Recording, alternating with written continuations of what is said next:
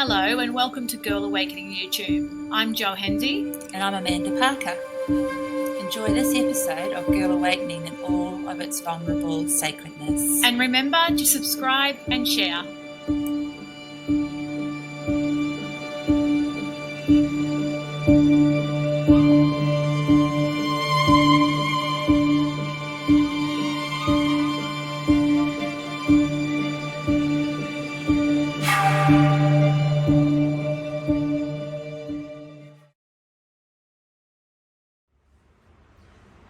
Here we are. Oh, Yay! yay. Can you believe it's nearly March? It's only like a day and a half away.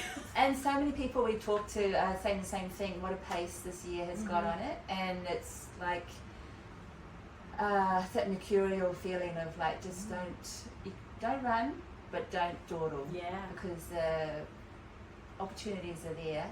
And if you tap in, wow. Yeah, what's happening? available. Yeah. It's really very cool, very cool. And on that note, today's guest, oh yeah, she's going to be, I feel like she's going to be like totally activating, totally igniting something in us, and a little bit of kick-ass too in us. Yeah, I'm excited. Well, I'm excited too. I'm excited too.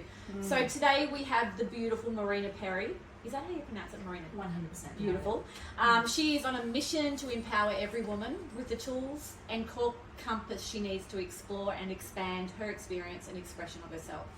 She's an invitation to dive deeper into intimacy and your intuition. Love those two together. Yeah. A wing woman to ignite you into full illumination, inspiration and impact.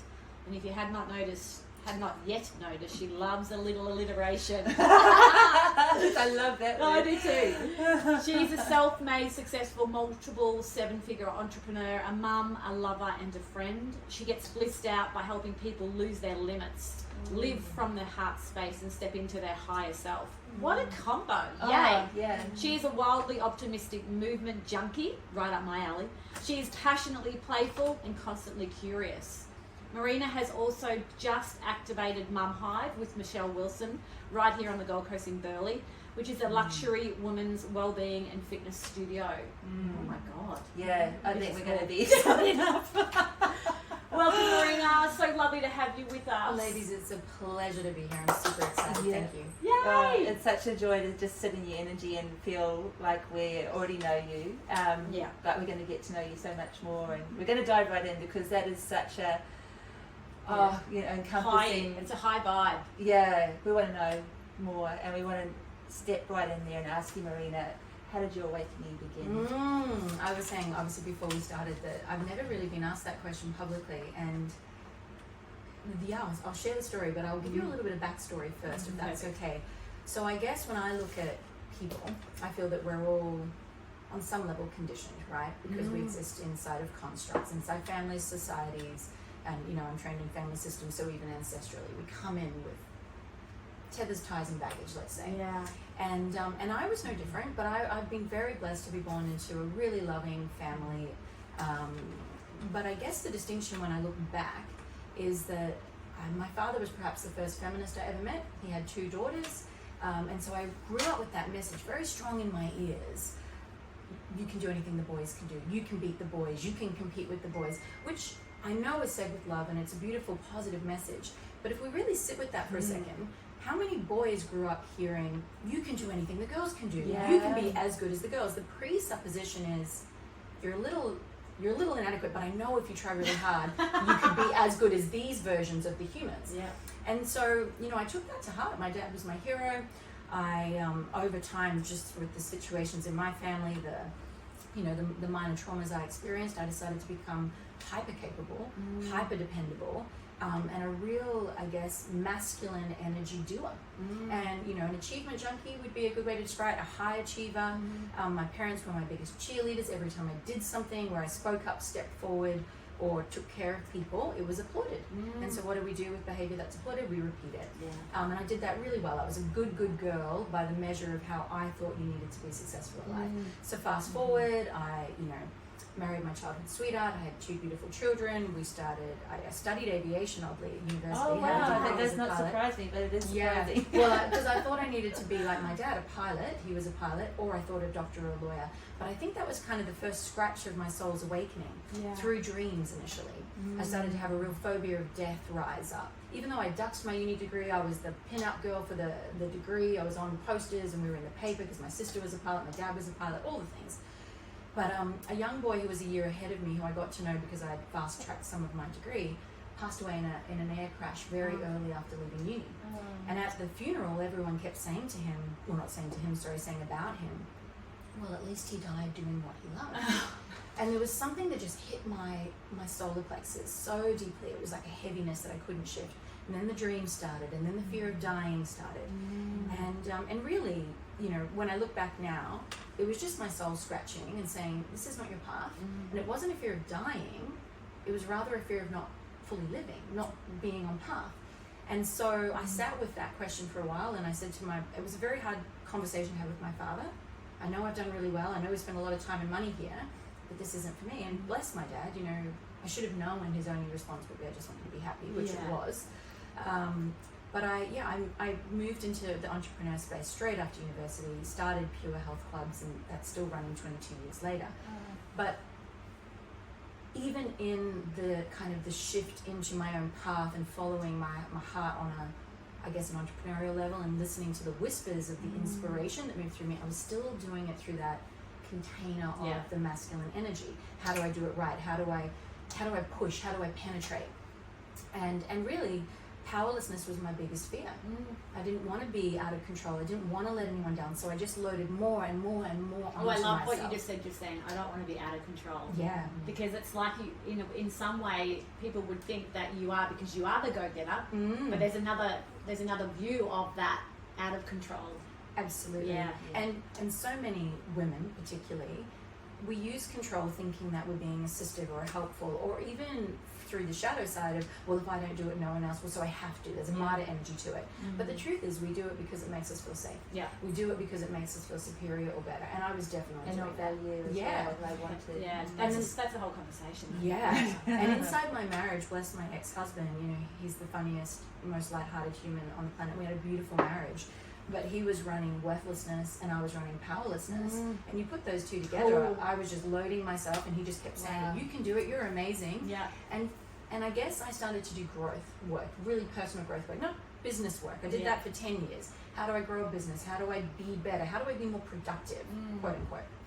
And then eventually I started to look at different things. Who am I? What do I really want? What's running for me? And as I did that, I started to feel really empty in my very full, very successful life. Multiple properties, very successful businesses, and it started to feel really hollow.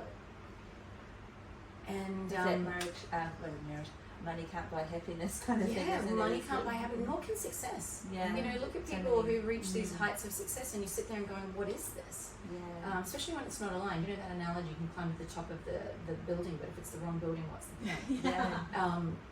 And so I guess I was aching for my husband to step up, and I was energetically requesting that. And I guess I was also finally, for the first time in my life, and I mean energetically, trying to get rid of some things. I was trying to take a load off, but I didn't trust anyone around me to have me. I didn't trust that we'd get through if I didn't carry. But I was doing the work. So the cracks, I guess what I'm trying to say, the cracks in my cage of my conditioning were starting to form, and I think that's essential to an awakening. Well, I'm just listening to you now, and it's I need to take a breath for starters, because it's a wow, like literally wow. But I keep coming back to that feeling in your solar plexus, because we know that like the body never lies, never lies, and so usually that's the first point of what's going on kind of thing. So was that your initial, or did you like kind of roll over that and just roll? Babe, I rolled over everything. Yeah, steamroller. This is why I say to women that I work with now, like, listen to the subtleties. I couldn't hear the subtleties because I had such a noisy brain. My brain didn't stop. I was so in my head. I really existed from the neck up. Really smart, really fast thinking. Blah blah blah. Just list. And it's a hunting space as well, because the more that you know, the more you want to know. And then the smarter you feel, and the sharper you feel, and the stronger you feel, and the safer you feel. And so it was the body, but actually I just got brought to my knees because, and I don't think this has to happen to everyone, just the most stubborn of us. Who's not stubborn? And, you know, spirit, universe, God, whatever you want to call it, I kept requesting my husband to step up. I think he could feel that. I could feel us pulling away. We're very open. We had a wonderful relationship. I would talk to him about it. I said, I can feel us stretching. And he would say, well, I'm just letting you grow, and I'll wait till you come back. But of course, that's not really how it works. Yeah. In any case, you know, on the 3-dimensional plane, he ended up having an affair. Yeah. And that was probably the only thing. I would never leave a relationship. I was married once, one and done. Yeah. I'm the loyalist person you'll ever meet. Yeah. You kind of have to, you know, probably murder my family for me to go, I think we need to rethink this friendship. Well, that comes with everything I think you've been talking about, that not going to fail. Yes, exactly. I'm just going to I'll fix it. I'll Yep, stick it out. yep. So our relationship, I thought he was depressed. Okay, we'll fix it. What do you need, you know? And it turns out he was having an affair and had fallen in love with another lady. And that sounds really salacious, but, you know, I guess for the listener, what I want to remind everyone is we all have sovereign rights. My soul was asking to go deeper and for more, and his soul said, I can't. Yeah. And I don't want to. So he opted out, and bless him, in some ways energetically, I feel he fell on the sword, you know, by society's measure. Because look at him, he's the cheater, he's the whatever. Of course. But really, it was the only reason I would leave that marriage. And as soon as he did it, I was like, oh, well, we're done. Are you in love with her? I first asked him on the phone. He said, I think so. And I said, okay, we'll figure it out. And I left that relationship, and in leaving that relationship, everything started to crumble. Okay, Yeah. can we just pause there? Because this is massive. What you've just said, and I really, really love how you just spoke about that with no entanglement or no, you know, there's nothing there. But I love for the women listening out there that that's the way we should be. Freeing rather than allowing, you know, you saw him for where he was, where you were. There was, it was, you But can't is this let in go. hindsight more so, No, or was it to be that honest, clear at the time as well? It really was that clear at the time. I'll tell you two little things. Yeah. At the minute, and I will say this, it blindsided me. Yeah, I mean, completely blindsided me. I did not know, and completely blindsided me. And I remember 2 days, and I was actually in another country when I found out, and I called him and I asked. And 2 days later, I said to him, why? What is it about her? I couldn't figure it out, because we really had the perfect marriage. I mean, anyone looking would have said, you two are the dream. Yeah. We didn't fight, we laughed, we created the best life. Yeah. And he was my best friend. I was going to say, I really get a strong sense Yeah, of he it. really was my best knowing friend. from childhood, sweetheart. Yes, yeah. There's an intrinsic trust there as well, because you've spent a great deal of your lives together. But here was the thing that really taught me from the get-go. And I said to him, why? And he said, you don't need me. Oh. And I was thinking, you have got this so wrong. I said, I do need you. And I kept saying to him, I need you to be bigger. You know, for me, you know, being bigger to at the time I think I probably said something. Being bigger to a lesser woman doesn't make you a bigger man, because I was obviously hurt at the time. But interestingly, and I share this, and I hope it doesn't come across the wrong way. Even in the depth of the shock and the heartbreak, you know what I did? I had my breakdown on the side of the street and just collapsed in shock and heartache. I also heard this voice, and it just said, is this your get out of jail free card? And I was so ashamed of it. And I was like, shut! But I can't deny that I heard it. And so there was this wisdom coming through them. Yeah, it's wisdom, isn't it? But the separation and the divorce led to a black hole of a huge debt. I didn't know that we had $1 million. And so everything started to crumble. This is what I mean. I was so stubborn that I really needed to have everything crumble around me. Yeah. Because I had built the strongest fortress you'd ever seen. You know, I appeared like Wonder Woman. Yeah. And so long story short, even through that, I just soldiered on. I fixed it. Okay, well, I remember I was coaching her ex-husband at the time, supporting him and helping my husband navigate their dynamic. It was crazy the number of people I was trying to carry through this time. Looking back, that was crazy. But I just did it because that's all I knew to do. Yeah. Let me help you. Let me carry you. And then I got stuck in Sydney, and this is where Spirit helps, right? I was in Sydney for a franchise training, actually, for Lean Mama, a previous mom brand I created. I was doing franchisee training, and I had to go from Sydney to New Zealand. But because I'd flown from Brisbane to Sydney, and then I was getting ready to go to New Zealand, I'd forgotten my passport. Now, there's a lot of things I can fix, but one of them is one that I cannot fix is getting out of the country without a passport. I remember at 3 o'clock in the morning waking up and having this realization. I was like, how do I fix this? Yes. What do I do? And I remember sitting there and just realizing, you can't fix this. You're out of options. Yeah. And I sat there and I could feel this panic rising because I was, stuck, and I went for this massive Forrest Gump run. Yeah. And I was like, what do I do? What do I do? And I had a good friend at the time, a male, in the coaching space as well. And he said, you're being now gifted. He said, you could go back to Brisbane. I was like, I'll go back to Brisbane, get my passport, go across to New Zealand to do this course. He said, the Spirit wants you to stay in Sydney by yourself for 3 days. And I was like, does not. That's one. But he was What will wise, I and I do? listened. Yes, exactly. And he said to me, I think you need to process. I think you need to process your sorrow and your anger. And I said, I'm not angry, because I wasn't showing up angry. And he said, you should do the anger exercise. I said, I'm not doing the anger exercise. It's so ridiculous. I'm not going to, whack the pillow on the bed, blah, blah, blah. He said, well, and you're smart. He knew me. He said, well, will you do it for me? Because I think it's going to be really valuable. Oh, he's got right. He was got right in Marina. At the time. Nowadays it wouldn't work so much, but back then it worked, and I was like, fine, I'll do it. And no word of a lie, I resisted the whole process. I remember getting the pillow, and I did the full writing down of all the things I'm upset about, all the things I'm angry about. And he knew my psychology so well, because I built it very, very strongly. And he said, you're going to say the things and you're going to immediately discount them. Like, I'm angry at Todd for breaking the vows. And I go, but it's okay. I'm upset, but it's, and I would reframe it just instantly. He said, don't do that, and just really claim it like an upset teenager. And he said, you're also physically strong, so just keep going, keep going. Now, I will tell you something that I have learned over the years since then, because this is really when my spiritual awakening occurred. And it was this for me. I have to be so surrendered, physically, mentally, and emotionally, for spirit to really take position, because I had built so much power in my own identity of self.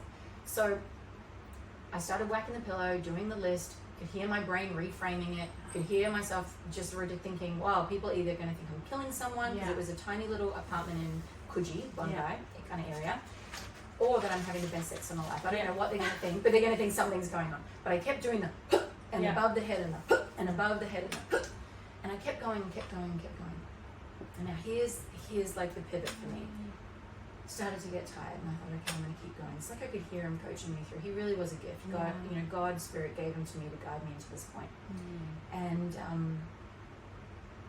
I kept saying all the things. I'm angry at Todd for this, and I'm angry at this. And then I said, I'm angry that I gave away my power to him. Something along those lines. I don't know if that was the exact words, but essentially I'm angry that I gave him the power to love me. I gave him the power to think I was beautiful. I gave him the power. And because of our dynamic, there was a lack of polarity, and there was a lack of me feeling beautiful. I never identified as being even remotely attractive. Because just the dynamic of our relationship. Notwithstanding it, I said this thing. I'm angry that I gave away my power. And I could feel this crack in my body. And it went from the base chakra all the way up, like concrete cracking open. And I just kept saying that one statement at that point. It's like I knew to lean into it. And I was so exhausted, and I just kept whacking, and I said it, and I could feel, when emotion is so strong that there is no tears, there's actually no sound. And my chest lifted up, and my heart opened up, and I collapsed onto the bed. And I rolled onto my back, and I'll just describe it as I remember it. Basically, it's like time just shifted. I was no longer in the bed, and I could immediately see, sense this white light coming from my chest. And it's all I could sense, and it was to this day, the most powerful, most beautiful, most unconditionally loving energy I have ever experienced. And then inside of the vortex of that energy, I saw a vision. And the vision was essentially a field. And in the field was this boarded up old shack, really boarded up. And I kind of moved towards the shack, and I could pull the wood off the windows.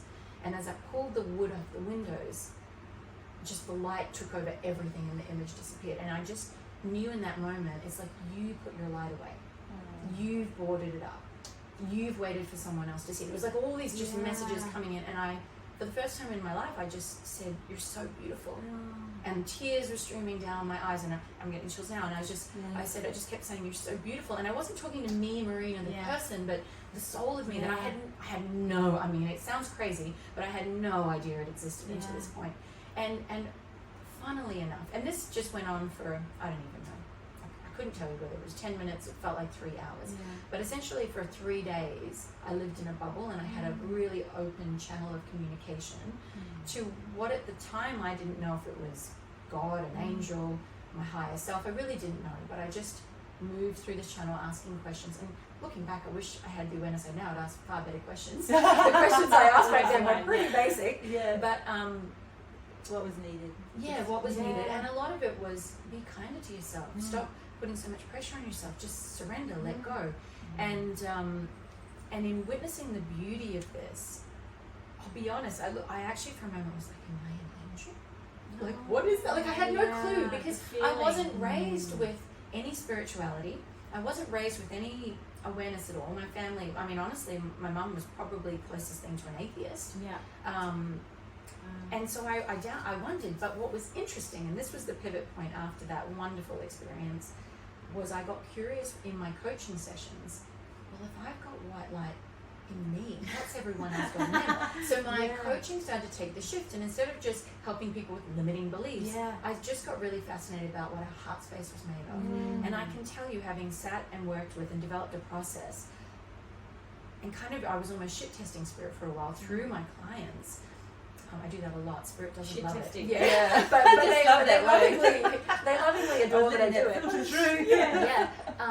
Everybody is made of white light. Yeah. That's all we're made of. And in different forms and different shapes. Yeah. And it is, I guess for me, I came to realize that if I'm this and everyone's this, what the hell are we all doing? So all of my coaching started to shift and change. And I personally went on just a massive surrendering, de-armoring. I had other spiritual awakenings, and a lot definitely occurred for me through the soma, through the body, and the body, moving from the brain into the heart and into my body, and really hearing my womb energy. And she is, now I will listen to her above all logic, above all reason. Yeah. If she speaks loudly, I will never not listen. Yeah. Never not listen. Yeah. There is nothing that I trust more than that instinct within me. And I'm so grateful. I look back and I was like, why did I have to lose it all? Because I really did. I went from all of this to none of it, and God's answer to that, or Spirit's answer, was sometimes we have to lose the thing we think we can't live without, to realize that there's more, that what we really want is on the other side. And that was my journey. I don't think everyone has to go through such a cataclysmic shift. I think just the most stubborn and the most fortified, but many of us are more stubborn and fortified in our ways of being than we realize at all. And I think we all go through facets at least of that journey, and I'm sure right now there's a lot of people listening and identifying with segments, if not a big part of what you just shared. And particularly things like the trust in oneself, and what forces us, how we create situations to look within ourselves, and what beauty we find within there. Yes. It's quite wild. I think the trick is to really, I think the core belief that really helps those who are wanting to awaken is that belief that life is happening for me. Because then when the shit hits the fan, you realize the shit is for your greatest good. It's to marinate and nurture what's coming. But if you continue to hold that victim mentality, or that why is this happening, you keep missing it, and then it will just get louder and stronger and louder and stronger, and probably be less friendly as an experience. But it is always in your best and highest spirit. And what's funny, if I can just go back to that spirituality, because I love this story so much, and it's one I only realized a few years recently. If I look back at what I identify as, and I don't identify as religious, but I have such a deep relationship with spirit, and now I'm comfortable using the word God. For me, it's just God, and God is grace of divine. That's what GOD stands for me. Grace of the divine, and even it's just moved more. It's shifted and shifted. But many years ago, I visited my sister in Sydney, and she said, I've been reading a great book, you'd love it. It's called Conversations with God. Oh, yes. Who's the author? Yeah, the Ascended Masters. My husband's listened. Is it Neil? It's not Neil Donald Yes, Walsh. Neil Donald Walsh. Yes, there's a few books. There's not just one. Yeah, my husband's read them all. Yeah. And so Conversations with God. She said, and I said, this is unusual, because in my family, Conversations with God. She said, it's not what you think. It's not about God at all. And I was like, okay, cool. Yes. When I got this book, read it, and I would say that book really changed my life. It changed the trajectory. It had me understand what felt so natural to me, that we are energy, and it just was a pivot point, like a crack door opening. And I guess was the beginning of my personal growth, development, the journey I ended up going to, which led to this awakening. Yeah. But recently, a couple of years ago, it was her birthday, and I had seen a book that was called How to Give Less, fucks or something. Yeah. Excuse me for swearing. I know you can say fuck all you like. Great. This is awesome. anyway, and I gave it to her because she does, in my opinion, worry a lot about what other people think. This is your friend? My sister. Your sister, This sorry. is me giving a book back to my sister. Yes.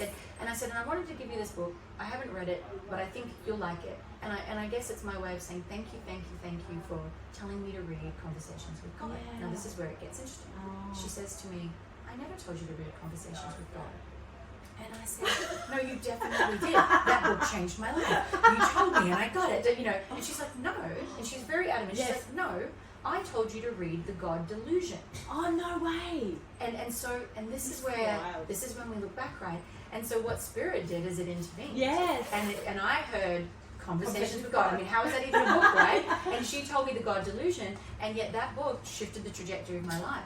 Wow, So, that I love the little yeah, This magic. this magic that's weaving through so you get the right silver lining. I mean, I'm looking at Marina's shoes and her toes, and No, we've got everything's so rainbow. colourful. It's like the Yeah. weaving is just very Yeah, colourful. rainbows are very, well, to me, and I guess now as I've worked and evolved and studied so many, I really am, I guess my addictive kind of do everything personality, if I'm honest, transitioned into the growth arena with such vigor. Yeah. And that incessant student in me, I just love to study. And if I distill everything down, all I've ever really want people to do is return to wholeness, and that's the rainbow of us. Yeah. Instead of black and white, or instead of shades of grey, we are the spectrum, and we are all the things, and it's all perfect, and it's all beautiful, and Absolutely. there's no part of us that isn't made of love. Yeah.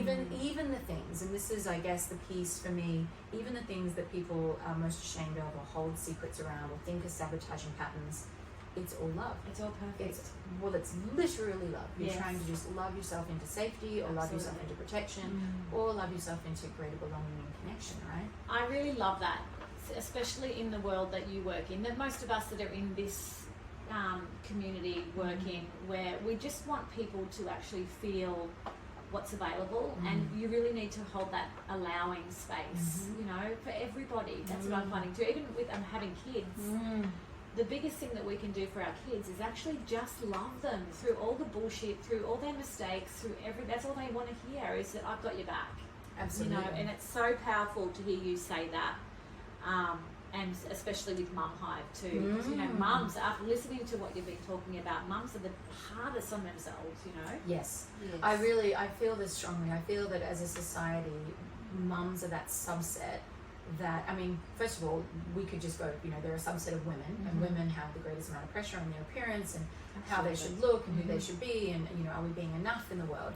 And then mums have that double down layer of, you know, are you being a selfish mom? Are you being a good mom? Are you doing it right? Like right from pregnancy to, you know, breastfeeding, bottle feeding, nappies, not, you know, how are you doing everything? There's such a high level of judgment, and there's such a high level of projection of quote unquote the right way. And so this discernment within self and this acceptance of self is so critical for mums, because that's all the children need. Yeah. Like that's how we'll change the world. Absolutely. If we can come into safety with self and then meet others with that loving, unconditional acceptance. Yes.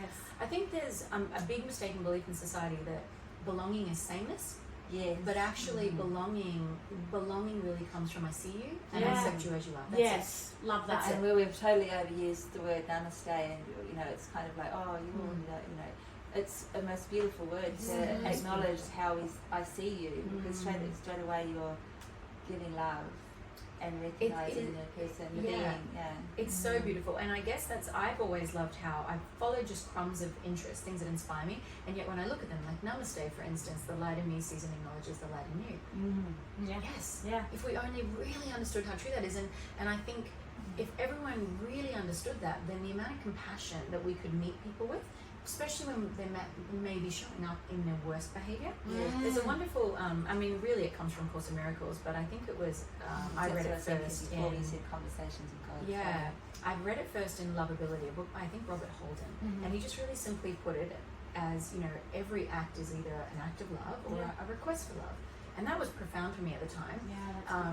But I think I've used that with clients and people I'm in conflict with, and even my children, that behavior that I'm not loving, where and how is it actually just a call for love? Yeah. And how can I feel into the deeper aspect of that? And in doing so, you change the game. Yep. You know, when you show up that way, but if we keep all armoring, and or picking up, you know, our sticks to beat each other with, well, firstly, we feel less love and connection, but we're also just exacerbating all of these lies and these illusions of our lessness and our flaws, which are not the truth of who we are. No.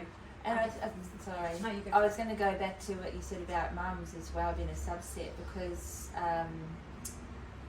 the other thing that mums struggle with, it's at a time in their lives where our intuition is most heightened, like through our pregnancy and with our young children, and we're trying to conform to these rules and these projections and everything around it. Our intuition is going, no, yes, blah, blah, what about? And it's such a conflicting time in our lives if we're not in alignment with, you know, the inner outer environments.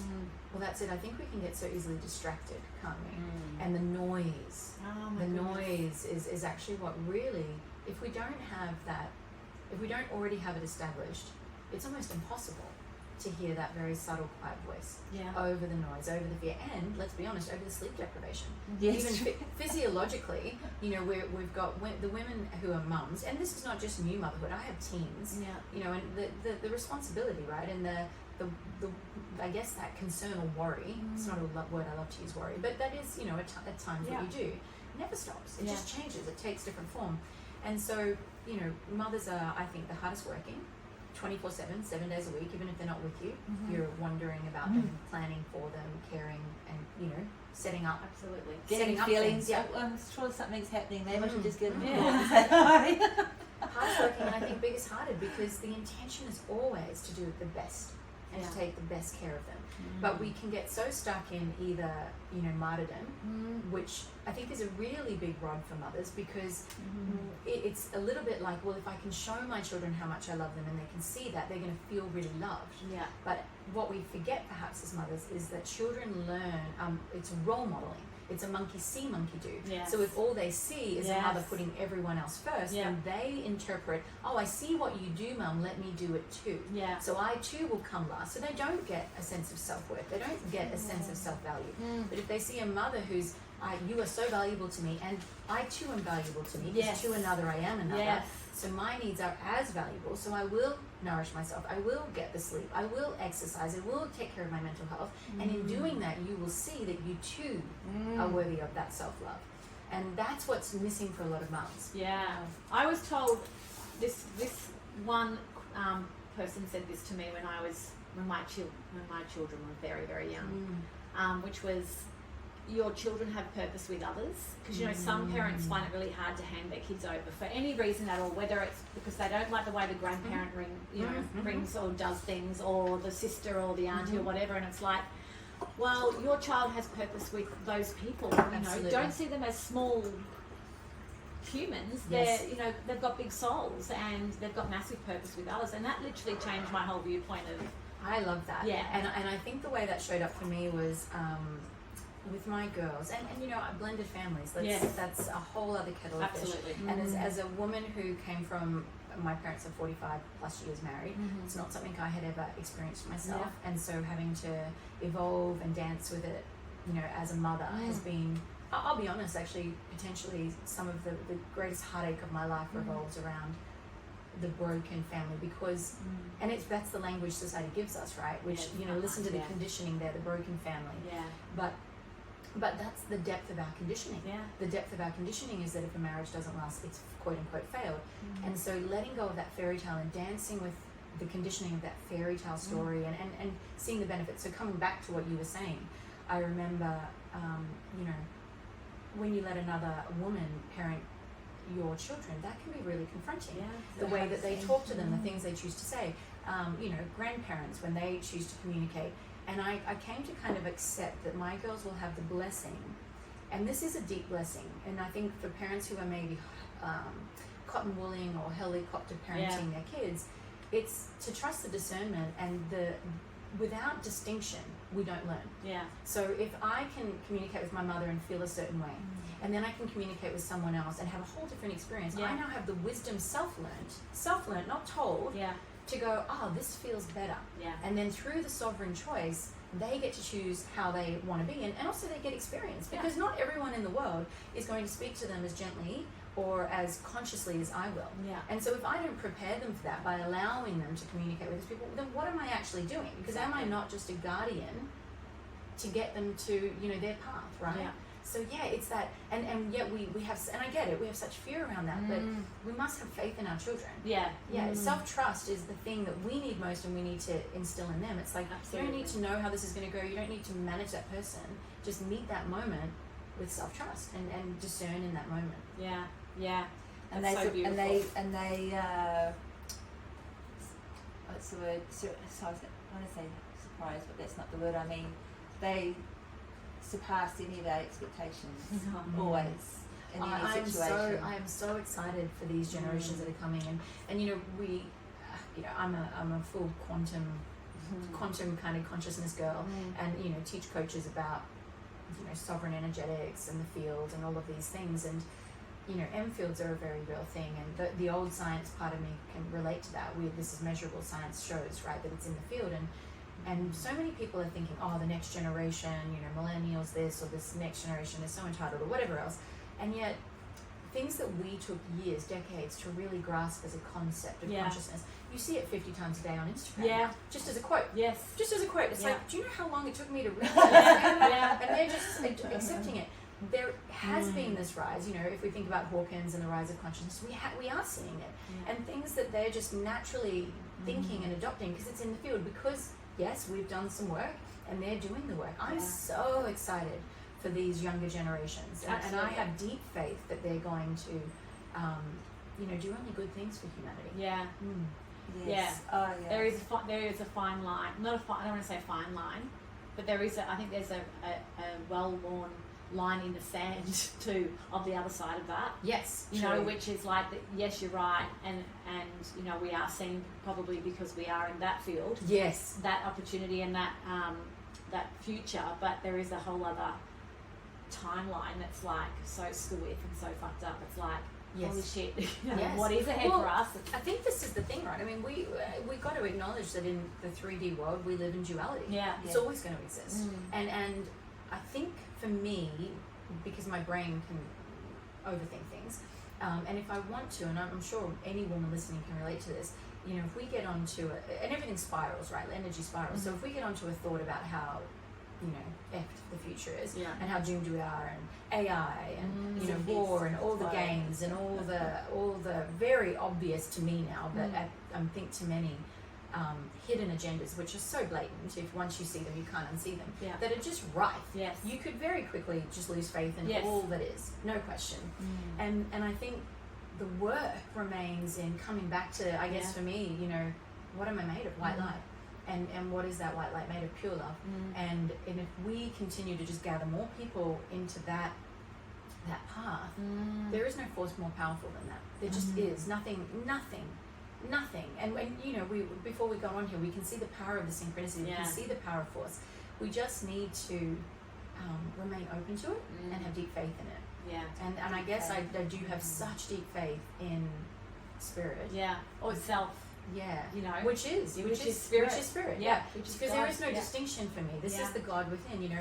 And it's funny because for many years I would teach higher self work. You know, who do you want to be when you want to embody your higher self? I have a program called Dream Buddha, which is stepping into your higher self. Dream Buddha. Dream Builder. Dream Buddha would be a great one. We should trademark that. And you know, after my awakening, it was always through the heart space, and I used to think heart space and is the portal to higher self, not the brain. And then I was like, oh, that's, and because I would write the notes with clients, I would just shorthand, and I had this heart HS for higher self, and then what's the heart space saying? It would be HS, and I was like, isn't that fascinating? HS and HS. And I was sitting there a while, and I was like, you know, what else starts with HS? And then of course I'm like, you know, heart space in the body, and higher self, this version of us just above us, and then Holy Spirit. And I was, and again, someone who was super anti-religion, just kind of realizing that a lot of the things, and I don't need it through the dogma that it's delivered, but so much of what life has gifted and unfolded and shown me physically, I've just come to realize that we're divinely connected and protected and directed at all times if we choose to be.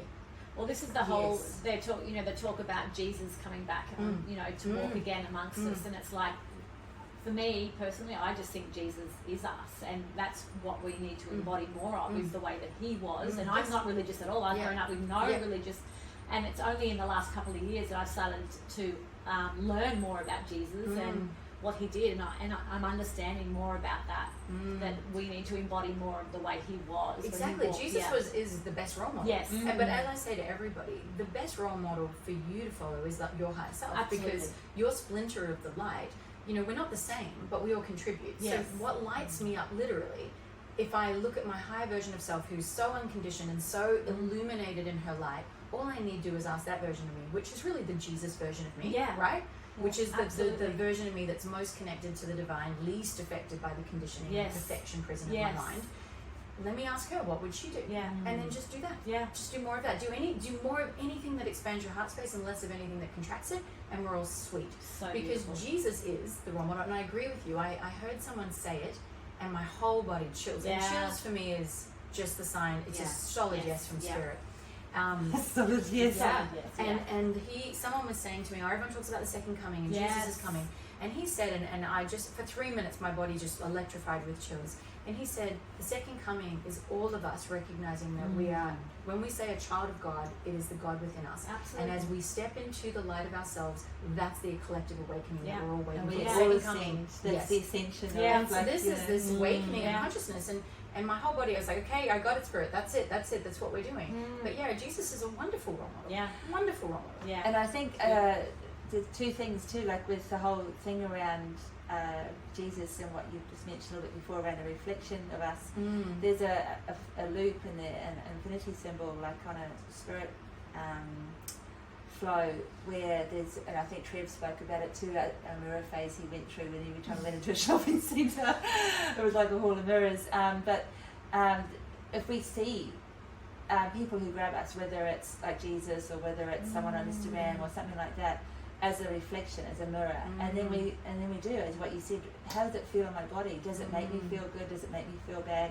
Okay, I don't want to look in that mirror anymore, or I learn what that mirror means for me, and I, move on. And that's a very powerful process of recognizing the value, the gift of each presence or person or experience as it comes into your life. That's what I've come to realize myself recently. But also I feel too, like with the religion, why it's creating such a resurgence in such this beautiful way with Jesus and that program that you were just, is again that power of myth and mythology and what these different archetypes have, and the way the Bible and religion has been I'll say monopolized or controlled. For me, it's basically, if we separate out from that and consider it a myth as opposed to a law or a doctrine, there's so much more joy, less shame, less guilt, less default negativity. It is interesting, isn't it, that and again, this is the power of perspective, and this is what it all comes down to, the power of perspective, because the Bible, viewed through the perspective of certain religions, offers a huge weight of shame and a huge weight of judgment, doesn't it? A lot of people, I mean, we've seen wars, we've seen death and death and death upon death based on that perspective, and yet through a different filter, reading the Bible is really just saying, love one another. That's what it's saying. Sometimes it depends what version you read the Bible. Yeah. the Old Testament, New Testament, whatever. Well, the Chinese whispers that's occurred, and then again, coming back to the agenda that occurs, I'd love to touch, if you guys are okay with it, on, when you just said there, what I heard is, that our triggers are our teachers, which I'm sure the listeners know, but also that, and because I think we said it early on about the body having the wisdom, but I would love to speak, and I feel that it's not said enough in circles like ours, because there's this belief that if it's a full body fuck yes, that it's a yes. And I couldn't feel more strongly that that's not true. And what I mean by that is this: when you are in your cage of your conditioning, as I call it, and you have your trigger, right? You've been taught a right way. For instance, for me, receiving was something really, really hard to do. When I first started to awaken, to receive a compliment, like if someone gave me a compliment back in the day, I probably would have grunted and ignored them. True story. Like, like some weird kind of reflex. And then I had to really, initially when someone would give me a compliment, I had to force my mouth to say, thank you, and then take a breath. And I just survived that. Yeah. I had to physically survive that. And then I worked on it. And I mean, if you met my children, we laugh that they compliment bomb. Even if I'm trying to give you a compliment, somehow my children will make it that I complimented them. Yes. They've gone, they're Beautiful. fantastic at receiving compliments. Yes. So, and I do believe this as mothers, if we circle back to that, the more we do the work, the less our children Absolutely. have to do the work, right? Yeah. There's a benefit to that. But recently, even around the receiving, even though I've grown so much in that space, there was a layer, that really required me to fully surrender and fully ask. And if you had said, just do it, Marina, and it would be something I would have said to you, oh, you can do that. Yes. But then for myself, I thought I would rather stab myself in the eye with a fork than have that conversation, even though I know logically it's an okay conversation to have, even though I know emotionally that, first of all, I need it and that it's valuable, and I would tell you it's fine. But my whole body was a no, because the body, yes, holds the wisdom, but it also holds the wings. Yeah. And it absolutely is linked to the mind, and it will protect us through those old patternings. Yeah. And we have to be mindful of that. So, and this is the discernment piece. A lot of people say, oh, well, it was a no from my body, so it's a no. Yeah. But that no could be the greatest portal to your growth Yeah. if you're willing to move through it. The distinction for me, and I really, again, I feel that women, the job is not to listen to me and go, oh, well, Marina said chills mean a yes. Oh, and Marina's about to say something about her body. It's like, learn the compass of your own psyche and your own subtle realm. You've got to do that. You've got to take the time. But you'll learn its language. Yes. So for me, when I get a solid oof to the gut, that's just spirit coming in and really saying loudly, pay attention, right? But the rest of it, I can feel completely contracted and I don't want to do it. And it's only through consistent growth work and consistently meeting myself at that edge. That edge, when you're about to jump off it, of course your whole body's going to be in contraction because it thinks it's about to die. Yeah. But can you lovingly hold it through that into the expansion of your experience of yourself? That's the work that we need to talk more about, because we're kind of scapegoating and, what's the word? Yeah, I guess gaslighting ourselves when I was like, no, my whole body was a no to it. Yeah. Well, guess what? You need to lean into that. And I You think really that do. sometimes when people ask the question, how do I know if it's my intuition? Uh-huh. How do I know if it's really my intuition talking, if it's not just my mind and things? And it's literally the same thing, isn't it? Our body sense, and that protection dynamic. It takes a lot of practice exercising that muscle, the intuition muscle, the body test muscle. Tell me anything on the planet that doesn't get enhanced, expanded, elevated through practice. There's just nothing. I mean, and we with intuition, it's like, oh, and I did this for years, so I'm speaking into this in case anyone's doing this. Oh, well, some people are just special and they're tapped in. Like Narelle, for instance, our beautiful soul sister, can speak light language, and there's a lot of us, myself included, we're like, oh, well, she's obviously more evolved and more conscious because she's got this special gift. How does she do that? Yeah, and we need to be mindful of that story, and circling back around, it's, how do I get better at anything? How do I get better at lifting weights? Show up and do it. Yes. How do I get better at listening to myself? Sit down and have that conversation with self. What is this? What could it be? With and ask, is that true? Is that true? And you will feel it. The more we feel in the dark, the more we can get a sense of the nuance of what's there. Yeah. We don't have to have the lights being on for us to get a sense of our place in space. But we have to be willing to feel. Yeah. And again, that comes back to the self-trust. If I can't feel comfortable enough to sit in the question, safe enough to sit in the question, which is why really nervous system regulation is so critical. And it's wonderful that we're seeing that come up in the space. The somatics is, but again, we'll find lots of ways to just do that then and not do, not do the deeper way. It's in everything and all things, right? It's a yes and conversation constantly. It is, and there's a lot. Continue I mean, work there's in so much. progress. There's so many areas we could go into and go deeper in, and it's so amazing what you're talking about. But we also needed to bring it back to being very simple. Like if you just try and listen and sit with it and feel it, and don't complicate it too much. And I don't know about you, but for me, sometimes we don't learn. Well, I mean, confidence doesn't come before the action, right? We know this. Like you have to act and then get the feedback from life, and then update the awareness. That's how it happens. So this is where really stepping forward into the action is. If people don't know what to do anything. Yeah. Do anything. Yes. And get the Just feedback. go and do action. Just go and do something and get the feedback. But you have to do the reflection. And this was true for me with this gut thing. Yeah. Because if I look back, there was one time I was in a new relationship with a guy, and it was all wonderful, and there was so much love bombing going on. I was like, this is perfect. This is what I've always wanted. Yeah. And he was just talking. In fact, he may have mentioned something about Jesus. Yeah. Oddly. And I just got this huge boom to my gut. Yeah. And I just heard run. Oh, And shit. in my brain, run. That's what I heard. And I remember thinking, well, that's a bit ridiculous. And this is a little bit inconvenient. I'm not about to get up and run. Yes. So I overrid this wisdom. Yes. And truthfully, that relationship, I have never had a more tumultuous. It actually awakened me on a spiritual level very, very, very, very, very deeply. Wow. But it also took me about 2 years to recover from the wounding of the narcissism that I placed myself under, that I didn't run. Yeah, if I'd run, I would have avoided all of that. 100%. And so then a couple of years later... But then that was the goal. Yes, that was the goal, So, Exactly. And so... Either way, so we've my been point is, gold. now I knew to listen. Yes. Because I looked back and I was like, right, I did ignore you. I won't do that again. Enter the era of the pandemic, and I had around a topic, a very intense reaction and a very intense message. And it didn't matter what anyone said to me about anything about that. I already knew what I was going to do. Yeah. That was it. Yeah. And I might have done all the other things mentally as well. Yes. But it didn't matter. Yeah. It didn't matter because I already knew that there was no way I was not going to do what I had heard. Yes. Yeah. Fantastic. We love that. I hope everybody's it's- understood what Marina's just said. I think it's beautiful. Because, Powerful. Yeah, it's that simple.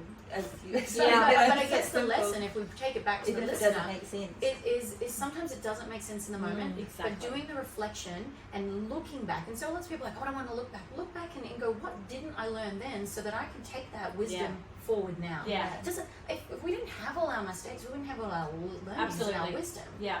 And also, don't be scared that if you're really stuck and they're thinking what to do. Just make a decision, and then everything will align for you. Whether it's wrong or right, it doesn't really matter. It's all perfect for you. I've run heaps of masterclasses on powerful decision making because this is an issue for women because their queen is not activated. So they might have all their desires, and I teach kind of through the concept of the gypsy, the goddess, and the queen. And it's something that I teach in the whole woman way, which is a process. But because their queen is not active, because unlike me, they maybe didn't get told to be strong and like a man. Yes. And one thing I've always thought was really cool is that, and this is just a little tangible tip, if you're really, really stuck on a decision and you're telling yourself, and this is the beautiful aspect of the feminine, we're so diffuse in our perspective and ability that an idea, we can see multiple aspects and we can feel kind of okay with multiple aspects, so then we can feel confused around what we want, right? Because we have the capacity to make magic out of the mundane in all realms. Yeah. We do it. It's the beautiful, most magical part of what we are as women. And yet, decision making then can be hard. Because, do I want Japanese or do I want, Mexican? Because, wow, that could, and so we get pulled and confused. And that flipping the coin analogy is if you don't know what you want, flip that coin and just commit to it being a heads or tails, because if you really don't care, then the coin can land and it won't matter, right?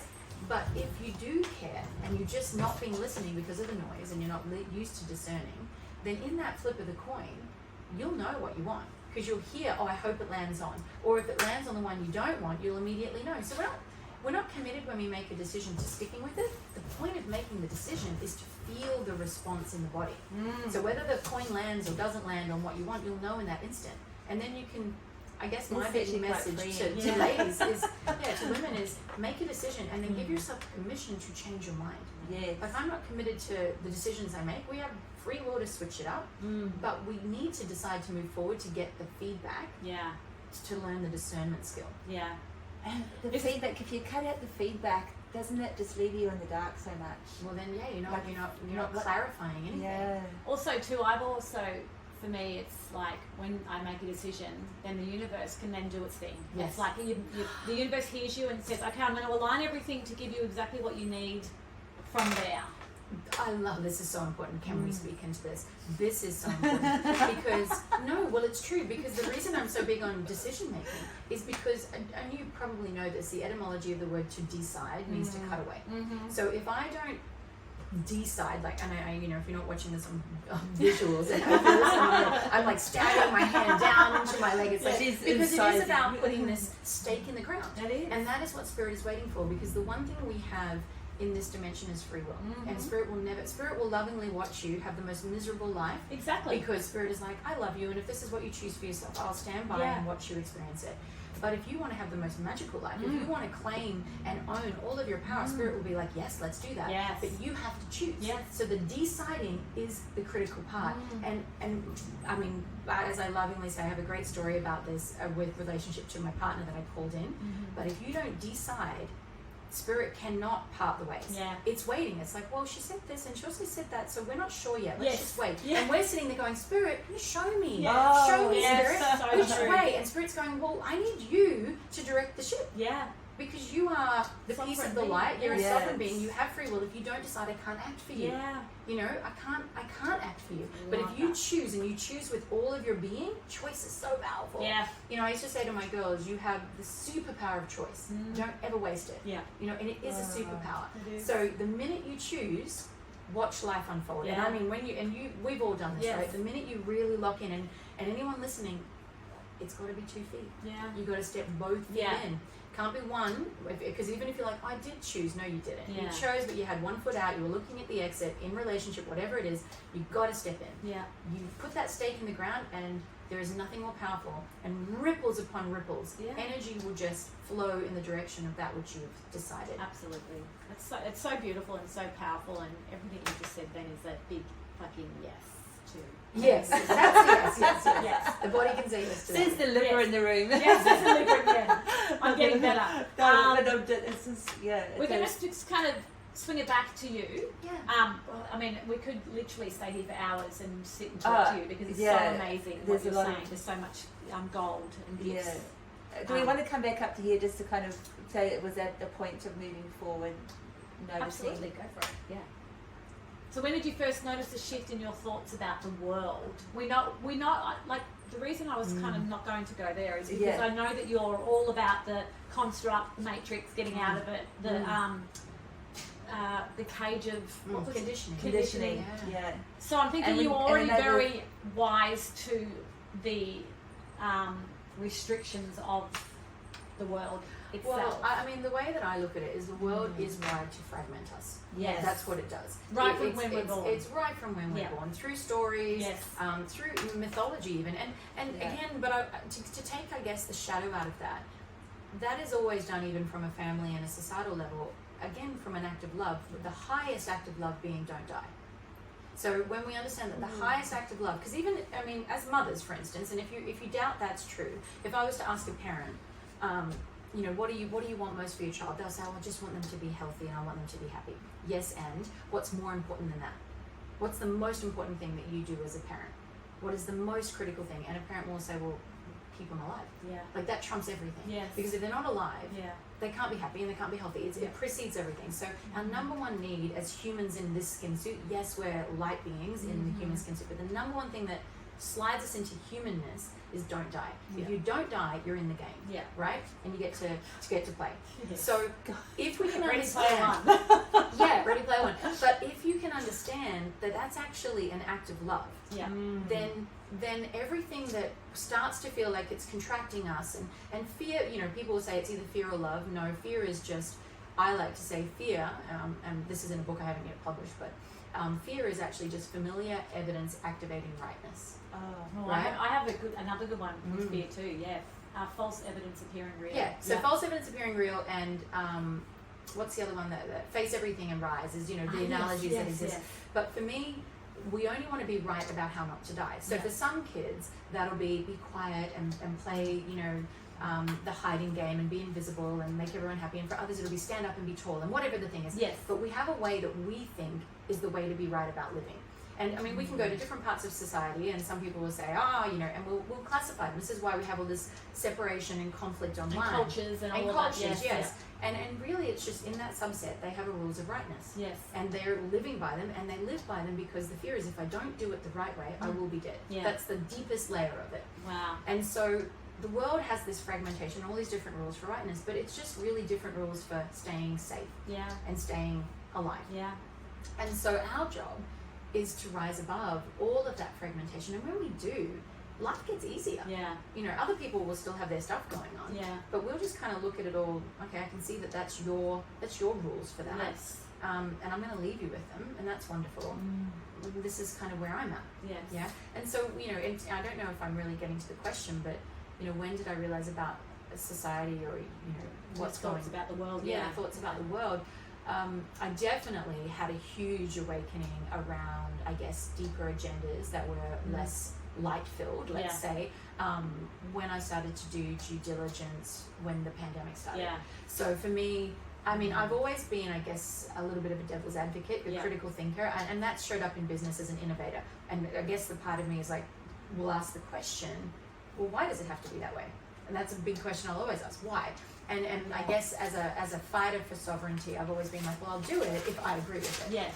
If you can show me why that's good cause. And I think in parenting, this is a big thing. And my partner and I clash heads around this because he's very masculine, grew up in apartheid South Africa with a very dominant father. And sometimes aspects will come through and he'll be like, well, I've told them that's how it is, so they just have to respect me and do it. Yes. And I'll say, no, they don't. Yes. They absolutely do not. So it's ready to If they ask do not, questions. if they do not to agree themselves. with you, they do not. Yeah. And you don't just get respect. Yes. That's a cultural thing. It's good, but this is the point. So he has rules for lightness on his subset, and when we came together, my goodness, that man has been the greatest catalyst for my personal growth, because we couldn't be more night and day, more yin and yang. Isn't it 100%. incredible chemistry? It is an incredible chemistry. A will to meet Yeah. in that mayhem of oppositions. Or, Yeah. it's Absolutely, exciting. it is. Yeah. And so, I guess I've always asked, why does it have to be this way? And I've always kind of tried to. I've been a lateral thinker. That's real. I think just in that note alone, for the listeners too, we need to ask that question more, because I know there's a lot of people that are too scared to even ask that question. And a really good basis of it is to, I always say that the secret to coming out of this cage of conditioning is the disbelieving, right? Because the believing is what's put us there. So what is disbelieving like? It's like if we've screwed a screw into a plank of wood 1,000 times, we have really strong belief around it. So, and beliefs, we know this, are held in the subconscious, in the soma, and even in the subtle field, and they're held with one core belief supported by a million bubbles. And the way that we start to disable and shake up that belief, sometimes it can be a wild impact, right? We have a mind-shattering belief where because you've lived and experienced the alternative, it has to shift that belief. If I give a simple example, growing up I thought if I didn't eat every 2 hours I would die. True, that was like a belief. I thought if I didn't eat constantly, so I was the person who had snacks with me 24/7. I had snacks everywhere. I would have panic if I left home without food in my bag, and people laugh because I was the person who never stopped eating. And then I got introduced to fasting. I was like, no, I couldn't fast, I would die. Wow. And so when I did, that's a really simple example of just by surviving one day of not eating, the first day, it burst open that belief because I wasn't dead. Yes. So the belief gets shifted. And so, also, just physiologically, how that reflects back to you as well, like what your body actually starts doing processing wise, and the way your energy shifts. And I'm a huge fasting fan, and I teach that. And But that's an example of I had a firm belief, and then poof, it went in an instant, like in 24 hours. But for most of us, we have these firm beliefs that have been screwed in a billion times. Yeah. And of course, we look through the filter of rightness, so we're looking to affirm it, self-fulfilling belief, blah, blah, blah. So disbelieving is, am I willing to consider the alternative? Am I willing to go, is that true? And is it true just for me, or is it true for you too? Would it be true for everyone who would hold a different perspective? And it's this perspective dance. Can I sit in another seat and really kind of question my own conditioning? Because then, this is the irony. We think we're safest when we hold our beliefs strongest. But the truth is that when we're really free, we get to know that all beliefs are just a thought you decided was right. Absolutely. That's it. Yeah. Get curious. It's about So, everything. And actually about everything. That thing that we hold the tightest can be our greatest resistance to actually what it is that we 9 want times out of 10, looking it's for. absolutely our biggest restrictor. Yeah. Yeah. But it doesn't feel like that because it's our No. safety belt. We're clinging to it.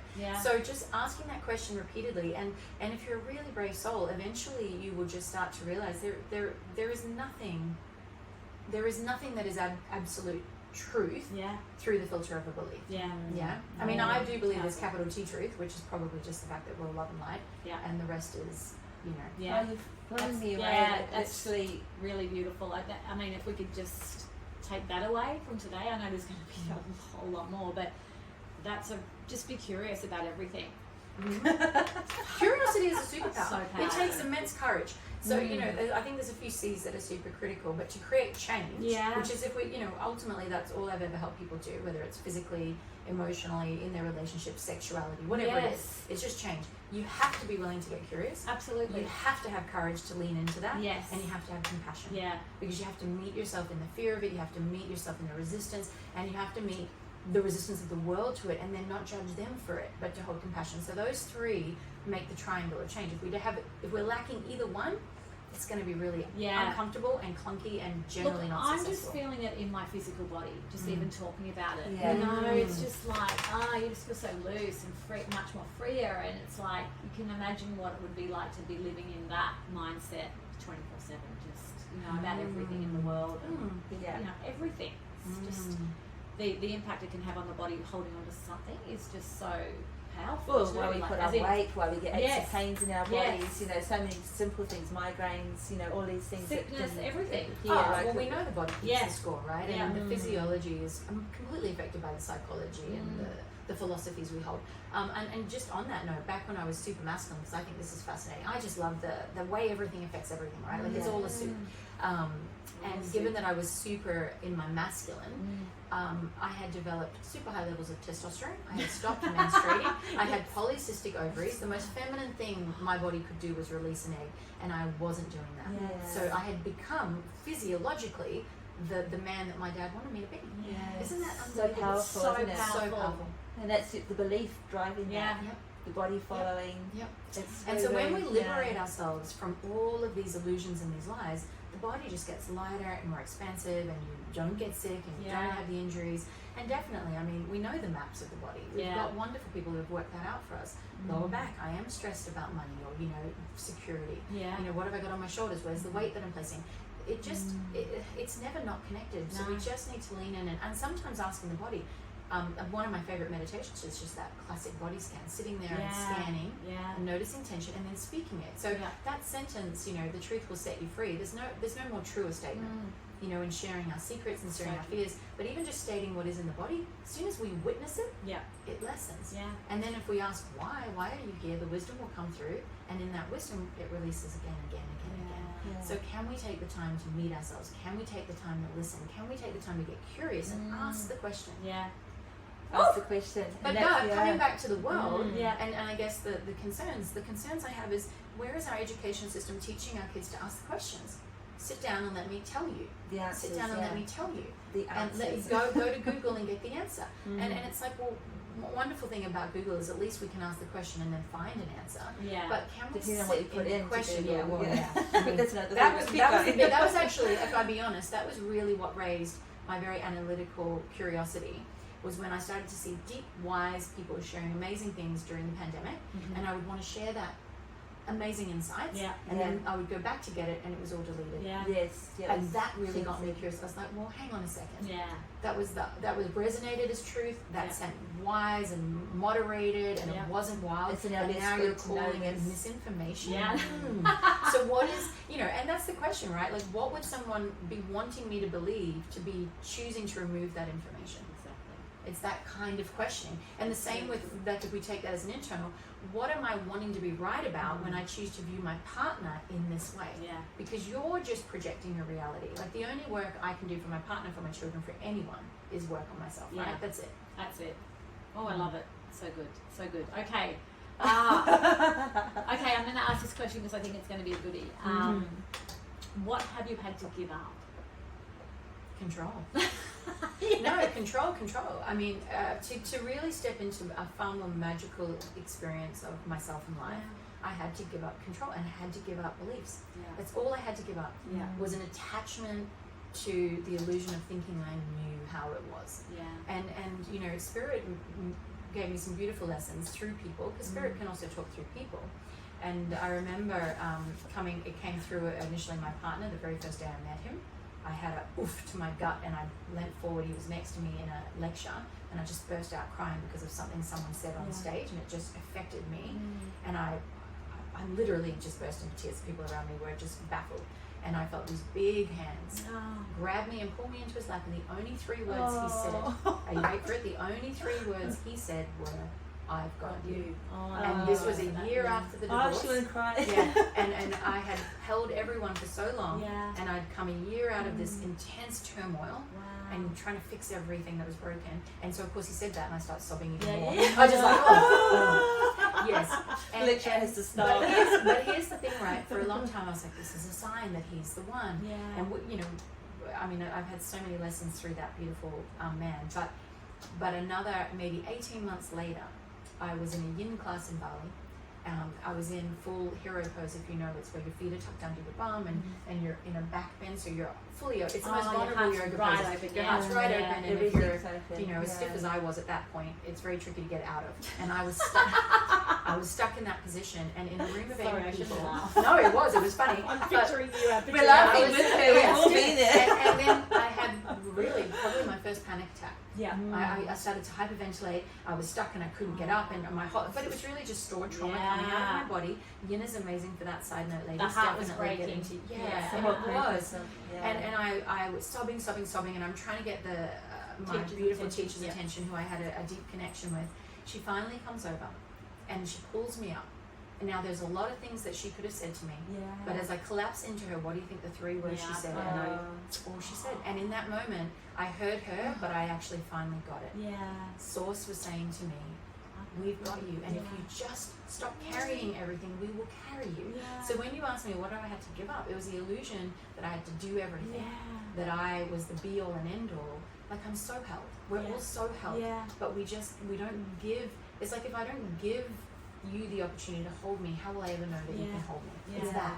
Yeah. And so that's the faith piece that I keep talking about, and then the control piece. Yeah, beautiful, beautiful, beautiful. That's I hope incredibly you all have powerful. just heard that, ladies, especially Felt that, ladies. Yeah. yeah. Wow, that's really powerful. And we do that a lot in our relationships, you know, and I guess the deepest shadows that I've been working through as I've gotten older in the work as a woman is, am I brave enough to be deeply satisfied with my partner, as opposed to looking for dissatisfaction and all the flaws?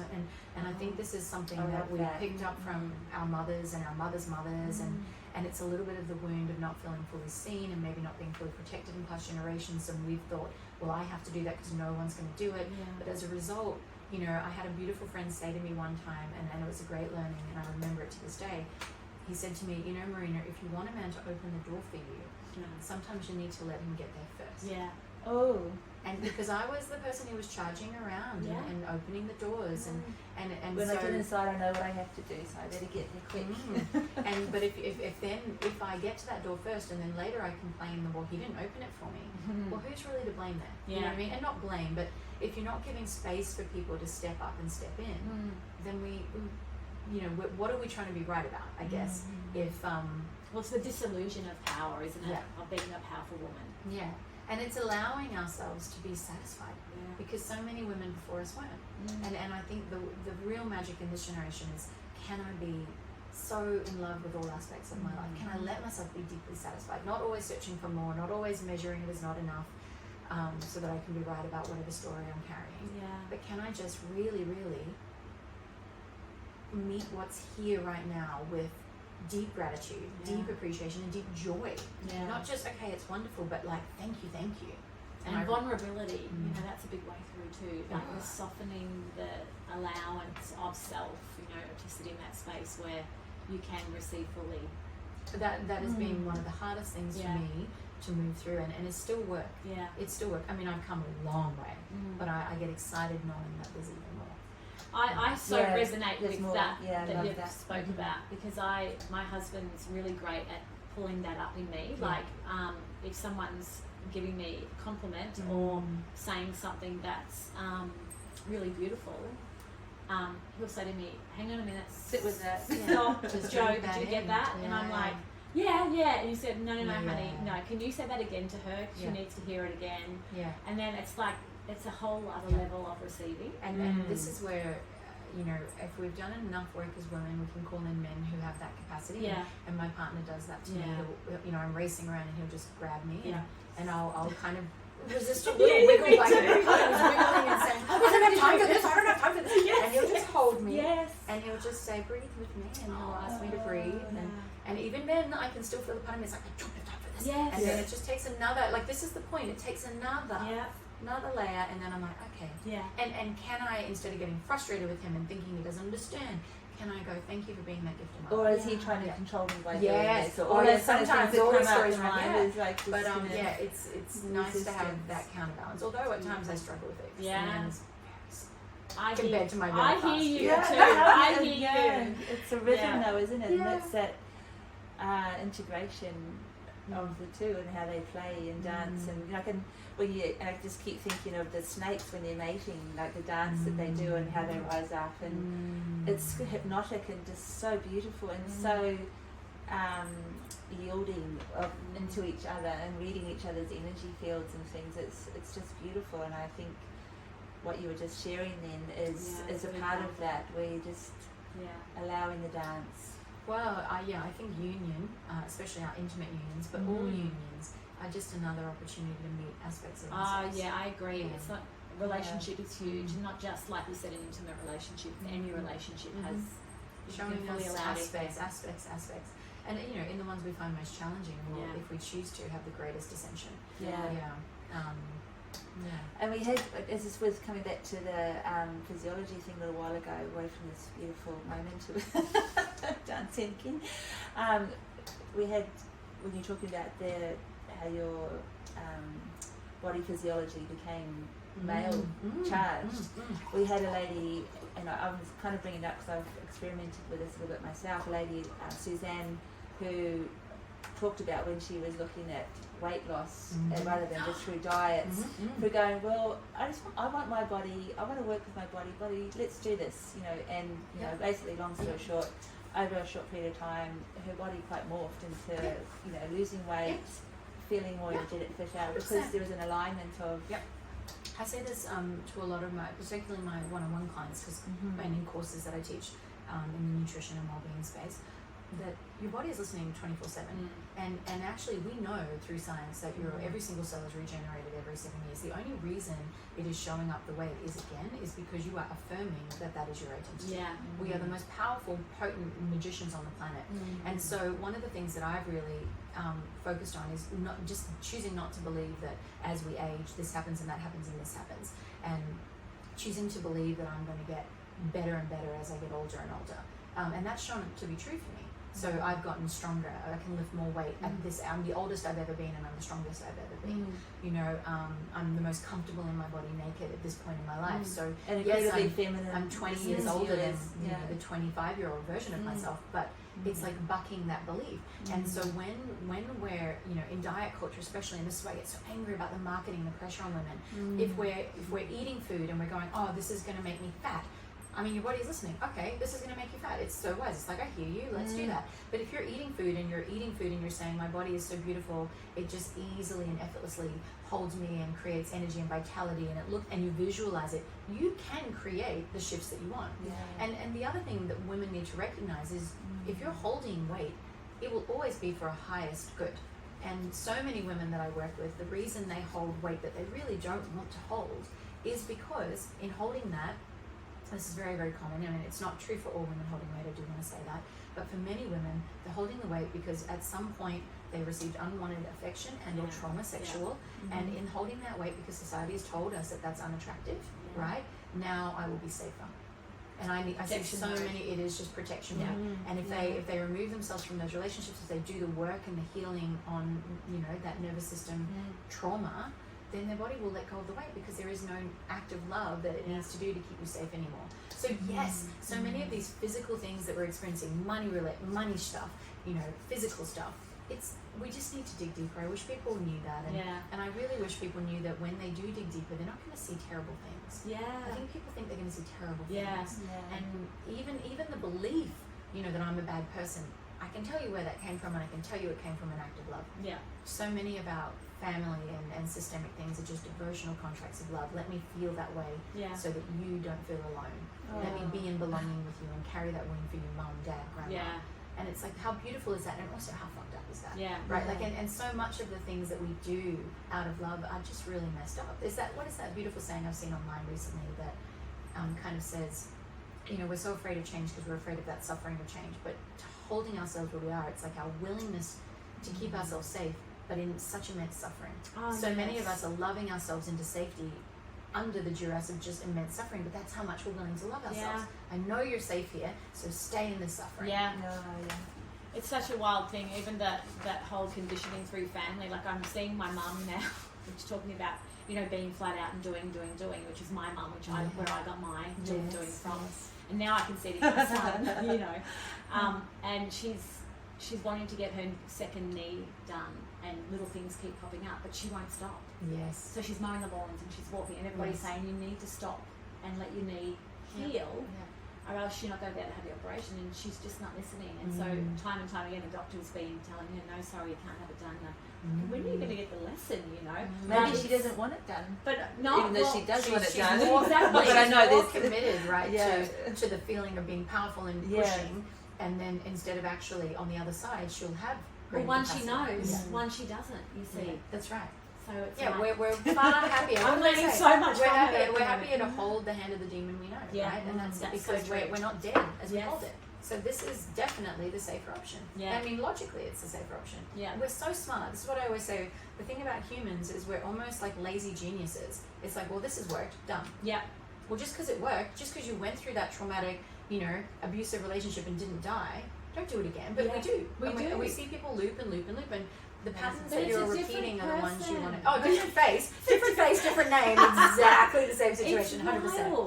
Wild. It isn't wild. It's very clearly you recreating. Yeah. Because you need to be right about the pattern. Because Absolutely. you are safe in the pattern. Yeah.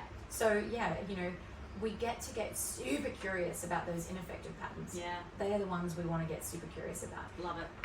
Yeah. Wow. And, you know, there's no opportunity but the moment, like right now. Like, start now. Don't wait. I've just got this to do. Well, there's always an excuse or something to put into place. It's like, no, you're worthy of that change, that shift. Do it now. Yeah, I think the thing that we forget, and we talk about it, right? Like, life goes so quickly. We only have one life, but So many summers left. yeah, but we don't sit in the presence of that on a daily basis, and I think we don't because then fear pops up. Oh, I'm going to die. It's not a forever thing. So we anesthetize ourselves, and we just go into that rat race because we don't want to feel the fear of it. But if we step into that knowing that this is the one life you were gifted in this skin suit, in this timeline, use it so fully and completely that you drink up every last scrap that's there. Yes. And then you'll get to your deathbed and you'll know you did it. You did it well and you did it right. Like, I would far rather the risks, you know, going into business, it's risk and risk and risk. Yes. And I'd far rather the mistakes, and I've made plenty. Yeah. I've had many failed businesses, and also, yes, many successful businesses. But when we can let go of the circumstance defining our worth, and this comes back to the self-worth, right? Like, if I can be near bankruptcy and recognize it doesn't mean anything about me, and also if I can have lots of money in the bank and recognize it doesn't mean anything about me, nothing that I create or don't create means anything about me. So now I'm free to go and create. This is where doing the work to get to that place, and I guess if I go back to the very essence of what this podcast is about, that awakening, what it really gifted me is the awareness that I, you, everybody walking the planet is so divinely worthy of everything. And is so beautiful beyond description at our essence. So now just playful out. Now just whatever lights you up, follow it. Go and do it. And you know, I'm a really big believer. I teach in a course like the life wheel, right? People are like, oh, you've got to balance your life wheel. You don't have to balance your life wheel. Don't have a wheel. We don't need wheels. We need starflakes and nunchucks. And what, you know, if I had. If you think about Steve Irwin, he's the best description. Oh, God, I love him. So, you know, was he probably super balanced? Was he, you know, making sure that every aspect of his life was whole and complete? No, he wasn't. But in him being his wholeness, which was completely obsessed and wild and crazy about his thing, he contributed to the collective, which is the wholeness that needs all of us to own our light, right? And so be wild and be off kilter and follow that, and you will feel more magical, and more magic will happen, as you said, because you're owning more of your truth. So then your light is brighter, which means it emanates and it attracts more of that which you are. And then in doing that, that's how we serve the world. So we have to step up and step in now, because we're not getting any younger. We are the wisest we've ever been. Today is the day. Like, today is the day. And tomorrow, guess what? It's also the day. Anytime that you have the ability to take a breath and take a step, you have the most amazing power at your fingertips. And the person standing next to you or across from you or on Instagram can't do it the way that you can do it. We need your essence, not the next person or the one before you.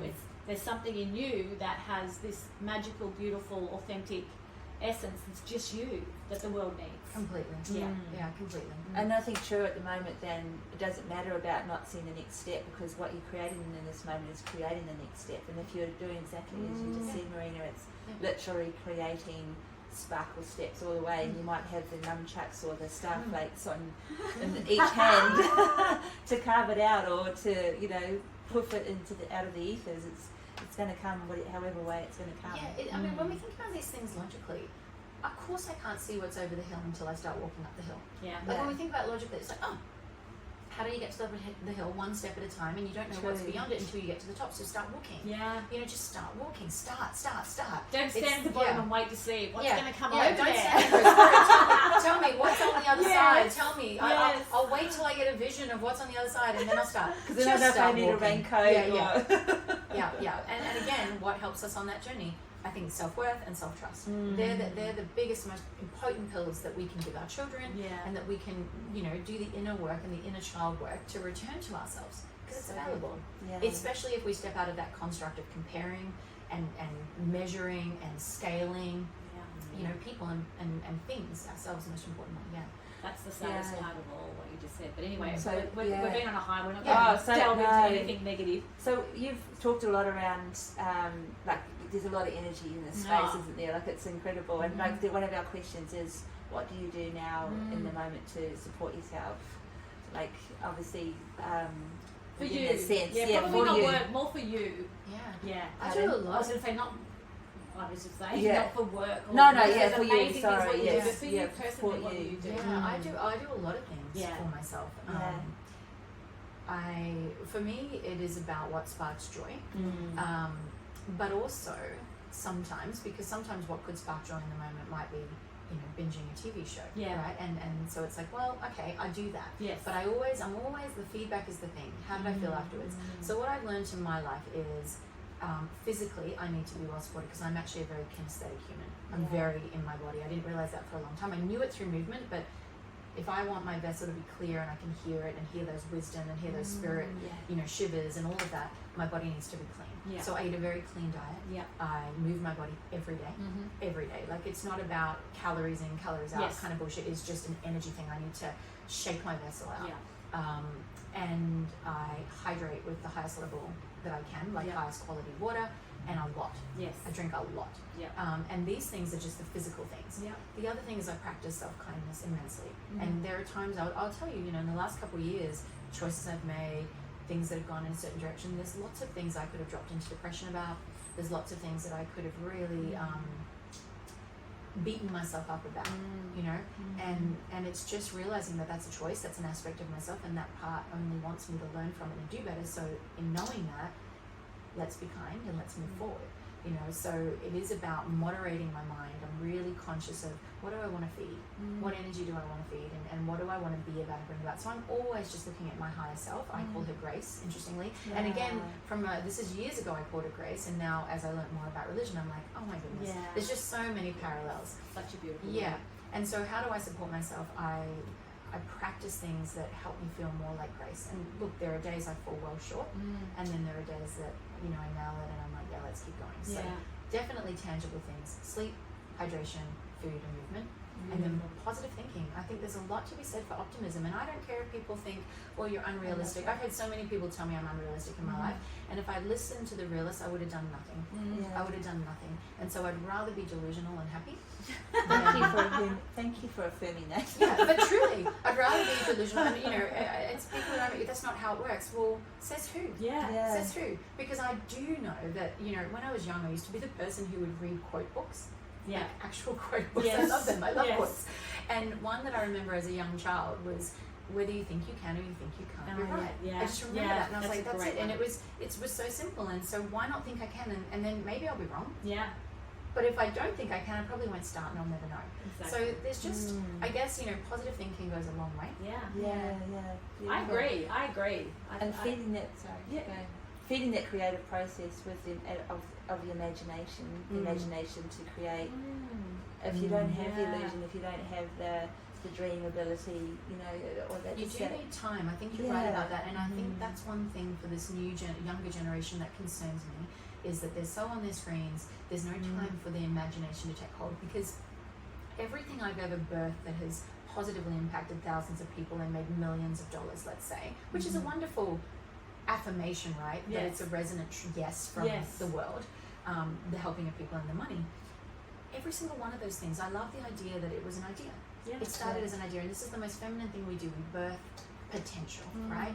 And then this is why I'm a huge believer in, we don't just need to embody more of our feminine, we need to harmonize. I call it inner alchemy. The inner alchemy of my masculine and feminine needs to be the harmony that's right for my higher self. Yeah. And so for me, these ideas, right, they come, and then some of them, I am an ideas factory. You know, there are people who are not, I've got 1 million business ideas, 1 million domains stored online. Yeah. Ideas are not my issue. But it's about finding that one that really drops deeper and deeper and deeper into a yes, and then taking the action that follows it. But if we don't have the idea first, where do we go to from there? So having that time and space to dream and to let things inspire us. I'm a big believer in daydreaming, a big believer in, you know, I do it a lot if I get a bit of vitamin D, out in the sun. I just do that without any devices. I just sit there. Yeah. And the spirit will come when there's space. I call it space for grace is what I call it, right? Yeah. So if I don't have space for grace, how can, it's like if you don't have space for a relationship, these women who are so busy and their life is so full and they're wondering why can't I find a partner, because there's no space, right? And the same with spirit, you've got to make a bit of space for it. But if we do that intentionally, spirit and your higher self will show up. It's magic. Yeah. No, that's that expansion that you talk about too. It's like that's the space. You know, in there there's room to move and see and create ideas, and it's beautiful. Very beautiful. And I remember reading once, speaking of your book of quotes, it just went straight into my head around that we, you know, the fact that we have, you know, 1 million ideas a day, or, you know, so many a second, all this kind of thing, but we only act on a very few of them, and some of them are basic ones like, you know, have lunch or this or that, or you know, send a memo, or, you know, what you just said about the coherency then around the creative ideas and the thoughts and the this and the that, but how it feels, that deeper yes, that deeper feeling in your body, the resonancy that's there, and then acting on it. That's really beautiful. I think there's a big misconception around purpose, right, and path, that there's, you know, that we have to go and find it, you know, and then when we hit it, we'll know, and spirit will tell us, and everyone will say yes, right, and then we know. But, you know, I guess the wisdom that I received through all the different channels that I connect to is really rather, it's whatever you choose it to be. And how do we know what it is? It's whatever lights your heart space up the biggest. Whatever lights you up is the greatest gift you can give humanity at that moment in time. So do that now. And then if that shifts and change, again, can we leave space for us to change our mind? You know, I created a beautiful brand called Pure that was the one of its kind. I mean, Reformer Pilates didn't exist in Australia before we did Pure. We were the first to. I copped a lot of slack for it, because before then there should be 2 people, 3 people to an instructor. We brought in fitness-based Reformer Pilates 22 years ago. And we put it under a membership in a building that also had yoga, and then we created mini trampoline classes and 35 different types of movement, so innovative classes. And that was a model that the fitness industry hadn't seen before. But it was such a yes for me, and then we these together. and then we attracted a tribe of people who resonate with it. And despite the fitness industry being one of the most competitive, and us being well underfunded compared to a lot of others, you know, fit out wise and bankroll wise, it still exists today. But a couple of years ago I sold it because I was no longer the person to shepherd it. It had become a chore. It felt hard, it felt heavy. And so it's knowing when to say yes and also when to say goodbye. And when to, and in those moments too, it's you've expanded past that. You need to create something. And there's someone else waiting to pick that up for them to then sit into that, which is so beautiful in itself. I think if I look back, one other lesson that I wish I'd learnt younger is the not flogging dead horses. You know, not staying longer than I should, out of loyalty, and also out of a desire to fix and save, right? And just kind of going, that's it, I'm done. And so I've done that now, and interestingly, even Spirit informed me, you know, I think it was not last year, at the end of 2022, that something new is coming. And it's different than anything you've done. And I was like, but what is it? You know, and sometimes we want to know, and it's about patience. And so all of last year I basically waited I did work and things, but Yeah. I knew that I didn't yet know what it was. I knew I wanted to be in collaboration again. Here's the interesting thing. So there were things I knew, Yeah. and it's about being clear on what you did know. And I thought, I want to be in collaboration. So I actually reached out to people and connected, thinking that maybe I would bring them into partnership to the School of Growth, Yeah. which was my existing business. And then I thought I knew, but I knew I wanted collaboration. And then my friend Michelle messaged me one day and said, I got a business idea I want to run by you. And I was in huge resistance to it because it sounded like my past. Yes. Oh, reformer, mum stuff. I've done that. I did that 10 years ago, 15 years ago. I've done 20 years of that. But then as I said, well, if we can do deep work for these mothers, if we can do the mindset stuff, if you can let me bring in the recovery, because I'm very into vitality and longevity now. I said, that's a model that excites me because no one's doing it. And she said, yes, fine, no problems. And I said, not just pre-postnatal, I want it for all of motherhood, because all of motherhood has its challenges and its opportunities. And she said, yes. And then I laughed to myself, now that I'm in it, because I took a second and I was like, oh, when I asked Spirit, what will it be? It said, it's something you've never done before. Yeah. Now, even though I've done all those things, not in that formation, and even though I knew I wanted collaboration, I never thought it was going to be with Michelle. Yeah. And of course it is, and it's perfect, That's and I'm beautiful, so excited about it. So It has I an forget incredible how feel I got too. onto that, but I guess the point being that, knowing what we do want, even if we don't know all of it, it's like leave a little space for life to meet us there. Yeah. Because every time I've done that, wow, I've just been blown away by what comes is even better than what I thought. Yeah, Beautiful. I think as humans and as souls that we really are, as light beings that we really are, I think we're here to evolve in every aspect. It's not to stay in the one role for all of our lives, and how stagnant that can be. And I know it's very normal too, but it's, as long as we're moving and changing and evolving in our own way, whatever that looks like, that's where the gifts are. Yeah. Absolutely. Absolutely. And, Oh my goodness. yes, we can- Wow. We have one last question, which is, well, I think this is going to be really interesting. So, how do you see the world now through Marina's eyes? And I would answer that, and I would say, depending on the filter I pick up on the day, Yeah. very different. Thank you. Yeah. Because there are aspects, this is the thing, wholeness for me is, of course, there's that aspect of myself who's deeply worried for my children, and who's deeply worried where AI is going to take the reality of the world, and deeply worried for, someone being crazy and egos and World War IIIs and all of these things. And I guess this supreme optimist in me is the one that makes me feel the best, and I think is the greatest service to humanity. And that's the one I choose to sit with mostly. Do I drop into the other? Yes. Yeah. Do I think that we are at a precipice in the timeline of humanity that we have perhaps never seen before? 100%. Yeah. Do I believe that my contribution to that I've decided to be on the side that chooses to see the beauty and the potential? Because I just think the alternative is unfathomable. Yeah. So it really comes down to that. Where do I think we are? I think that we are at a point where, through all of the challenges we're seeing, even the separation, the cancel culture, social media, we are already seeing the tide turn. We are seeing, instead of just constantly highlight reels, we're seeing people show up on social media showing, their cellulite and showing 2 second later photos. That's stuff we didn't have 5 years ago. So what we choose to focus on expands, right? And what I choose to see for humanity is that we are becoming more conscious of our conditioning. We are becoming more conscious of, I guess, the bits that are least effective, and we're willing to lean into that. We can see that just in the conversations. Do I also live in a bubble where the algorithm is showing me more of that which I'm existing in? Of course. I acknowledge that. And there are times and places, if I ever watch reality TV, I get this amazing shock. Oh my goodness. Yeah. That's also out there in the world. But even then, I do believe it doesn't take everyone. It doesn't take everyone. It just takes enough of us. Yeah. Right? It just takes enough of us. We can have many marching in this direction, but if enough move in this direction. And so, what do I believe about the state of the world? I believe that everything will work out as intended. I do believe that. Yeah. And also, I guess I'm at a place with my spirituality where, and if that means tomorrow an asteroid hits us and we poof into dust, then so be it. We're stardust anyway. Exactly. We'll return and we'll take form and shape, and that's all perfect and beautiful. Yeah. I mean, I hear there's you no with that one. guarantees. Yeah. And I feel there's a beautifully strong affirmation in what you just said, because I feel it resonates very powerfully with us.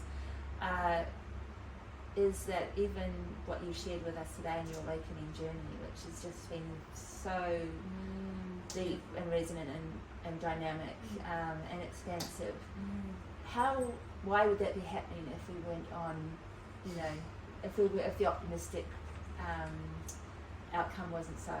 I feel like it doesn't make sense in the quantum field, in the scientific sense, whatever measure you want to make of it, for us to be evolving into this space that so many people are evolving into, awakening into. If you look back at our history, I mean, we're only going in one direction, which is greater liberation. And we have hiccups, of course, and we have what I call that paradox of the pendulum. One generation swings back a little further, and then we swing back, and that's going to happen. Yeah. But sometimes I think we're a little too short-sighted. We're looking one foot in front. And I'm a big believer in the big picture. So if we pan up and we look back, yes, if we go right back, we could probably say maybe we were doing it better when we had more female deities and different things. Absolutely. But if we look, from even the Dark Ages or through, and we look at what we've evolved and how technology has assisted, there's a lot of progress. And do I think we're going to see some negative outcomes from too much progress? Sure. Yeah. What will we do about it then? I have faith in this. So something I've used for myself when I used to get anxiety and had a lot of responsibility, and it's like I had to fix everything. I would often just use the statement, okay, what can I do now? Yeah. What needs my time and attention? And I trust future Marina to deal with the rest. Yes. Right? And so that really worked for me. It's like, that's a future Marina issue, and I trust her. I know she'll handle it in that moment, because if I try to carry too much now, it's too much. And so with humanity, the same thing. If I'm raising my children to be conscious, and you're raising your children to be conscious, and we're doing the best we can, they're only going to do better. Yeah. Right? Because we've already set the motion. Anything in motion continues. It takes huge force to stop it. So we're doing the right thing. And can I have faith that future us, when that arises, will handle it? And I do. Yeah. I do. I have deep faith. Yeah. And some people call that naive. And that's not to say that if I have a very protective mama bear energy. I mean, powerful. And I've seen that in the field. I remember one amazing story. I had a wild dog, rabbit dog, jump a fence and run at my daughter and I she had just learnt to ride a bike. Oh, wow. And she was on the side of the bike, and I just said a huge no. Yeah. but not from my mouth. You know what I'm talking about? Like an energetic. This dog hit the field of that, and literally it's running full pelt over us. Teeth. I could just see it was going to take us out, and it just pulled up, stopped up. Wow. Because it knew that is a no. Yeah. That is like talking about that spike, right? That discernment. I was like, no, not on my watch, not now. That dog pulled up, turned around, and ran in the opposite direction. So, am I trusting? Yes. And if I see an injustice, will I speak up? You better believe it. So there is a rod that I will use, but I will use it with love. Yeah. And I will use it for what I want to see, not just to bat down what doesn't work right now. Because people have to learn through their own lessons and mistakes. I've done enough attempting to save people and realizing all I did was disable them. I've taken away their ability to find their own power. I did that too many times. And now I choose not to do that. So I believe if we view each other with an empowered filter, guess what? We grow into that. And that's actually one of the most powerful things we can do for another, is see them in their wholeness, see them in their higher aspects, and they'll grow into that. Because too often people are just discrediting us before we even get there, right? Or seeing us as energy begets energy. And that's a beautiful seeding process, isn't it? An allowing of time to manifest in its best potential, because you're not controlling it. There's no dynamics there that are containing it. Yeah, everyone's involved. Well, it is, and someone might say, oh, this sounds really wishy-washy, but I guess it comes down to this: if I want to be effective in the day-to-day, what energy, what beliefs best supports that? And those beliefs best support that. Because if I want to have a hopeless view of the world, I just give up. Yeah. And then I'm of no good to anyone, and my lifeless energy is wasted in a moment. So based purely on actual tangible results, holding that belief is the more effective outcome. So, call it delusional, call it optimistic, whatever you want to call it, but I think it gets better results. I call it Marina's way. Marina's way. Look, we have literally just spent an hour 40 with you in the most it's been a blink. Powerful and very fast. Sorry, ladies. I know. Oh my God, be sorry. Oh my God, we're please so grateful. don't be sorry.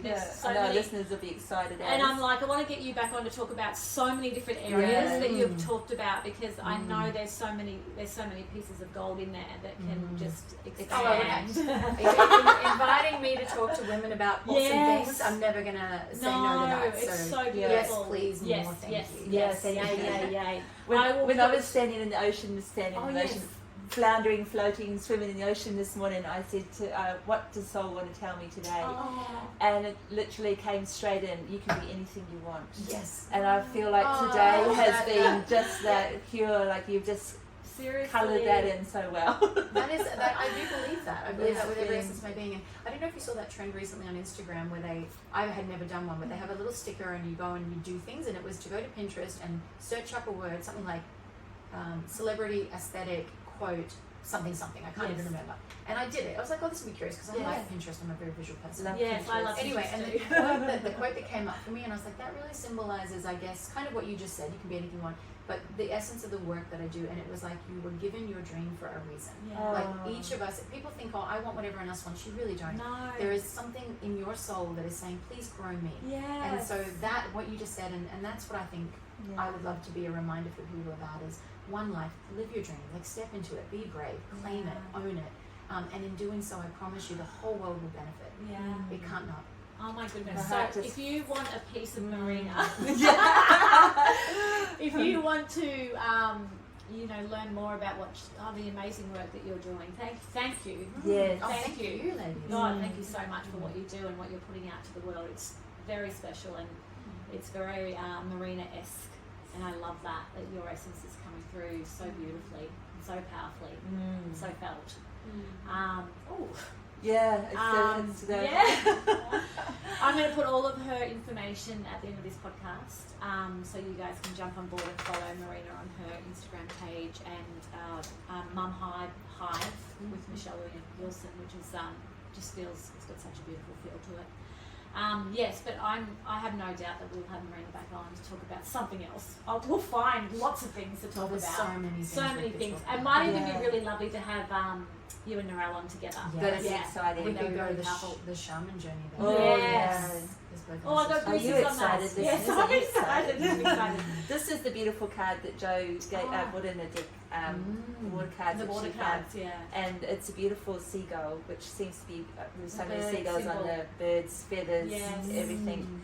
And there's little squares on the back, and it says free, seer, embrace flowing with precise divine timing. Oh, that's just perfect. Yeah. It's always perfect. Always perfect. Yeah. Thank you, So, lovely. thank you. listeners. Thank you for having me, ladies. Yeah, have a beautiful day. Namaste.